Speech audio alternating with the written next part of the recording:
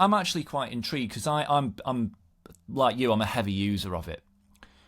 What do you tell people that have never used it and they go, like, what's the first thing I should do with it? What's a good way to get started? What do you tell people?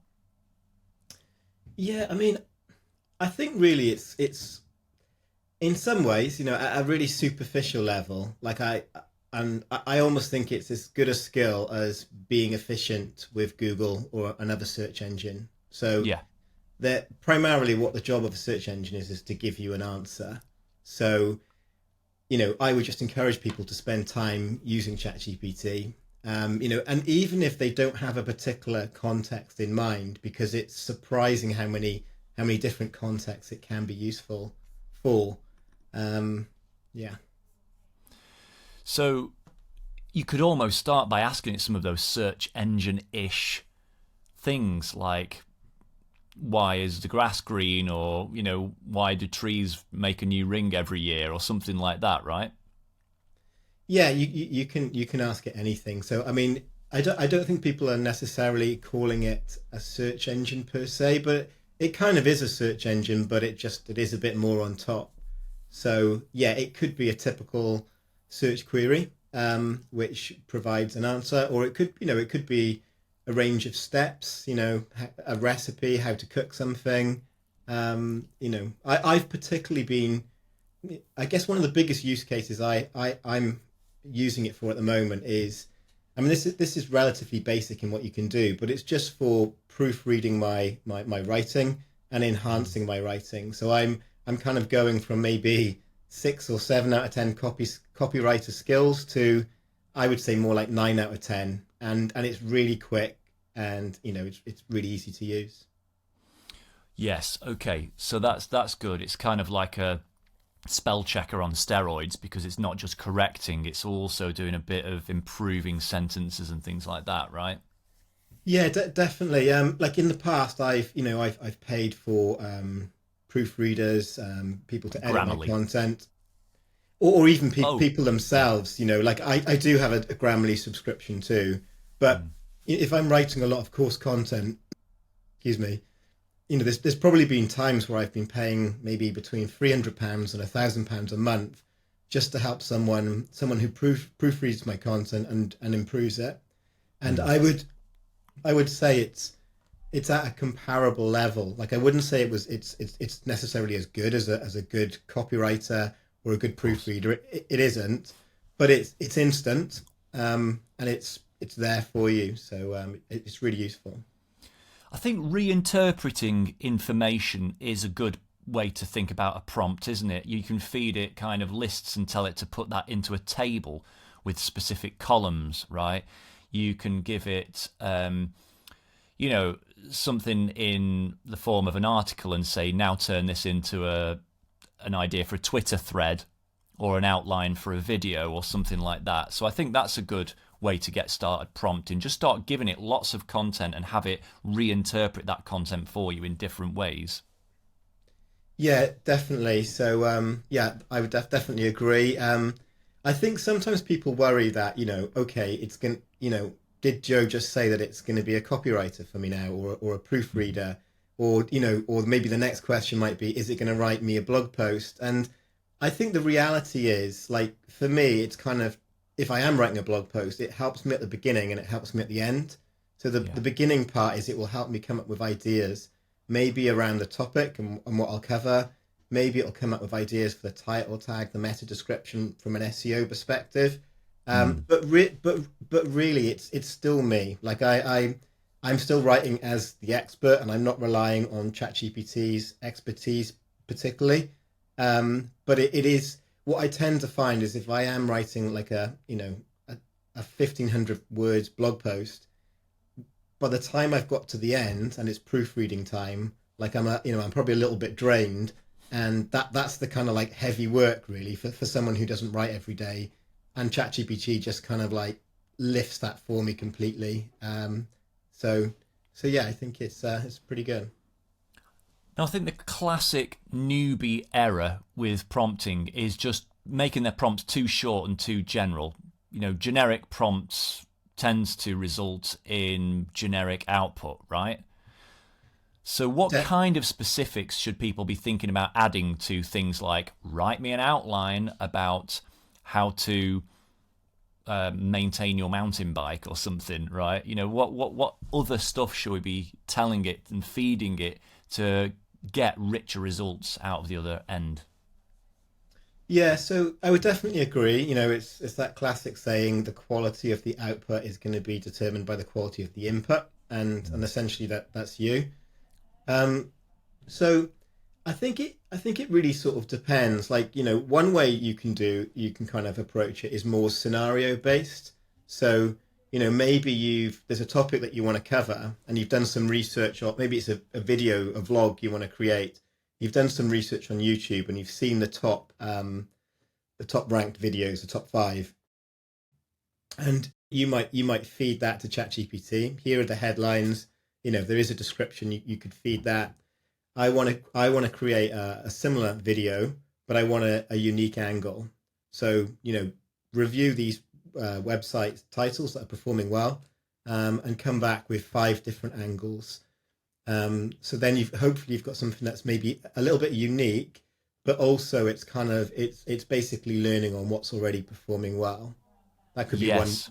that could be one prompt you could take. So you give it examples. I mean, I do that a lot. If I'm wanting to write something like a course outline or something like that, I will show it the format I want by giving it one that already exists to say, Yeah, do this, but around this topic, and make sure you include these things. So you definitely write feed in examples.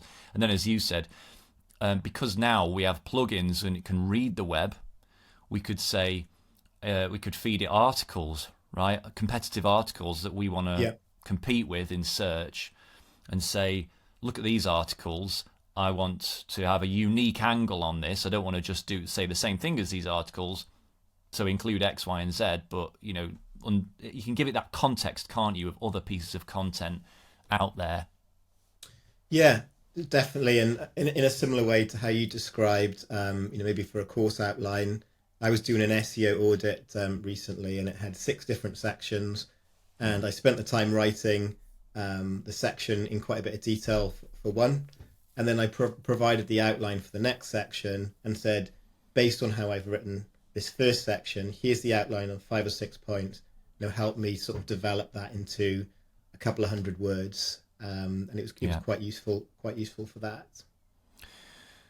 Because I'm thinking about, if you helped. I'm thinking about what am I thinking about?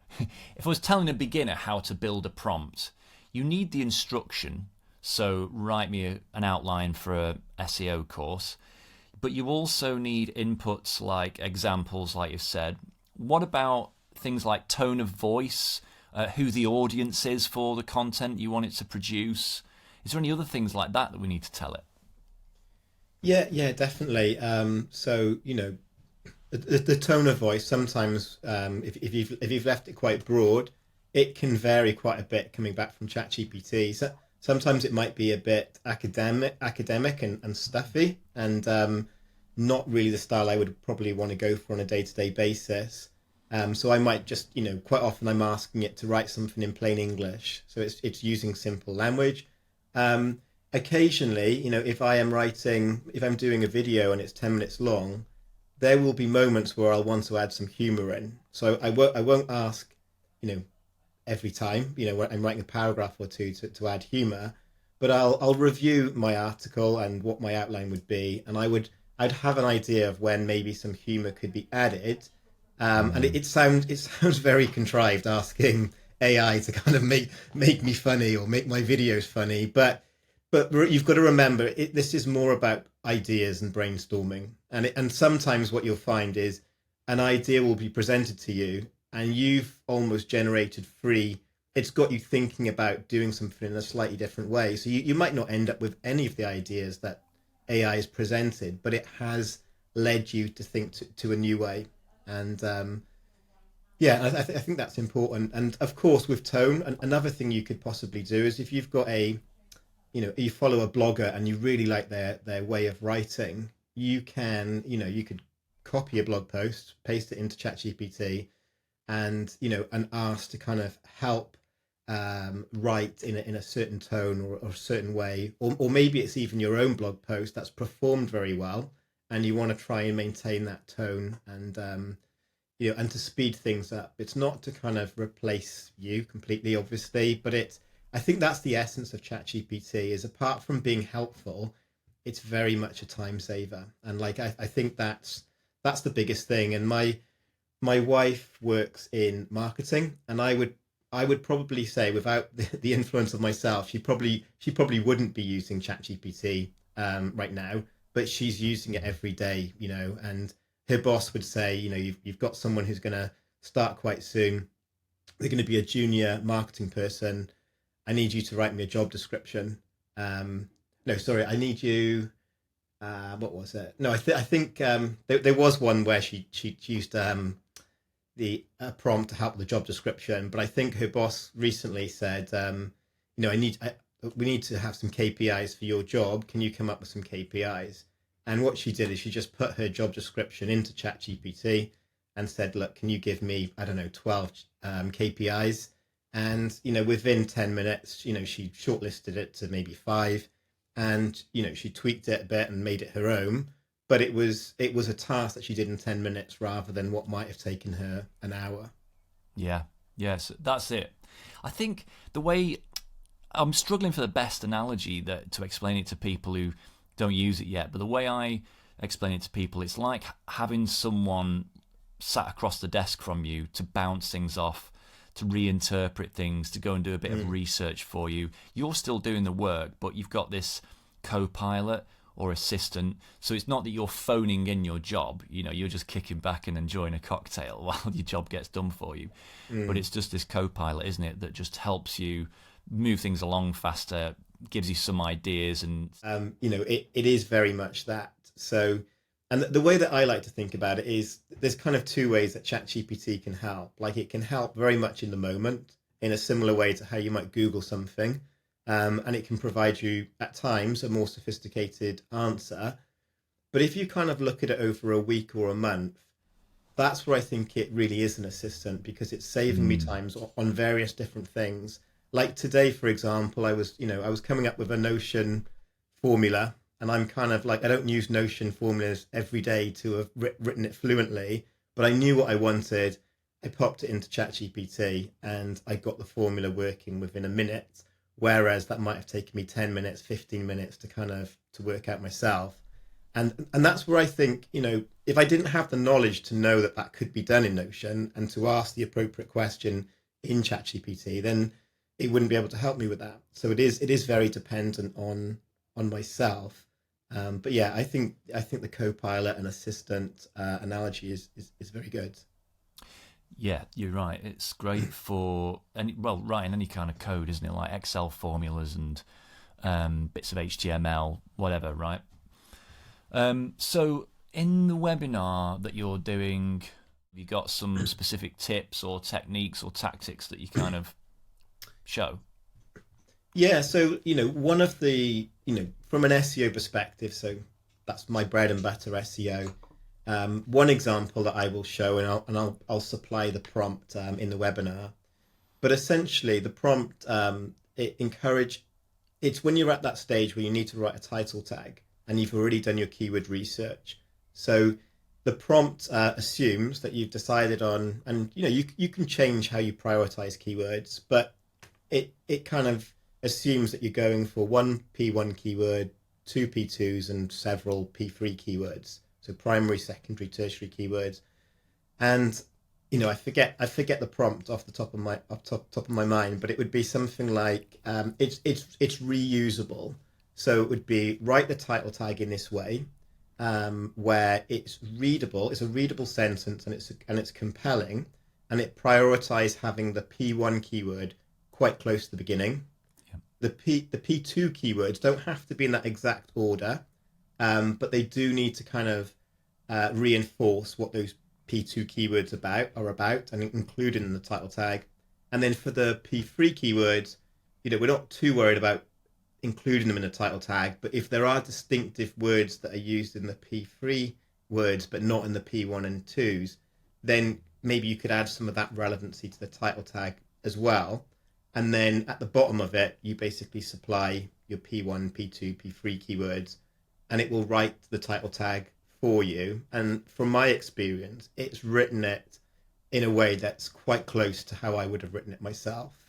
So it's writing it in a natural way. It's not keyword spamming, and that's just one practical use case. So for someone like myself that does a lot of SEO, that comes in handy, on a regular basis. If from a social media perspective, there'll be other prompts that you could use as well. Yes, absolutely. Oh, that's great. No, that's good. Nice little bit there. Yeah. Right. Okay. Cool.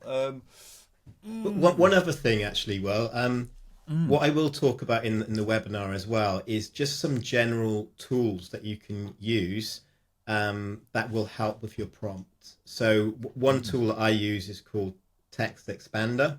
So it's the idea behind it is you create a little shortcut of a text. When you type something, it might be colon title, and what that will then do is it then pastes out the prompt. So it's one you've pre-made, and in Text Expander's case, it will actually ask you what are your P1, P2, P3 keywords, and it's kind of taking it to that next stage. Another tool that I plan to mention, and I'll show it in practice in the webinar, and I've only just started using it myself in the last couple of weeks, but it's called Raycast. And what Raycast is it's similar to Spotlight on the Mac, and I think it probably is just a Mac tool, but I will look for alternatives on Windows. But you've essentially you can search things that you can on Spotlight, so it pops up on your computer. It can be used on any application, but you've basically got ChatGPT just to the side of you at any moment, at any moment in time. So it's just it's at your fingertips a little bit more. Great. That's great. I can't wait to see you demo those. I think from my perspective is like when we think about how important or how much things are going to change, like we often think, what's idealistic from ChatGPT's perspective or Google's perspective is happening right now and will happen this year or maybe next year.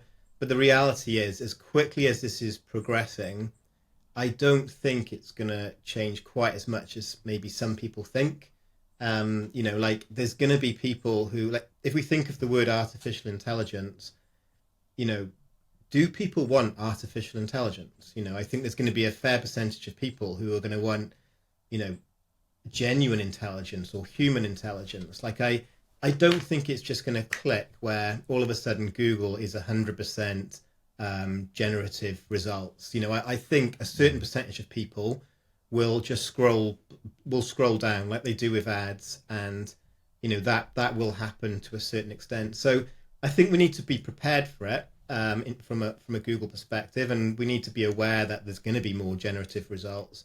But I also think in a roundabout way, there will still be some traditional elements of SEO that will be maintained.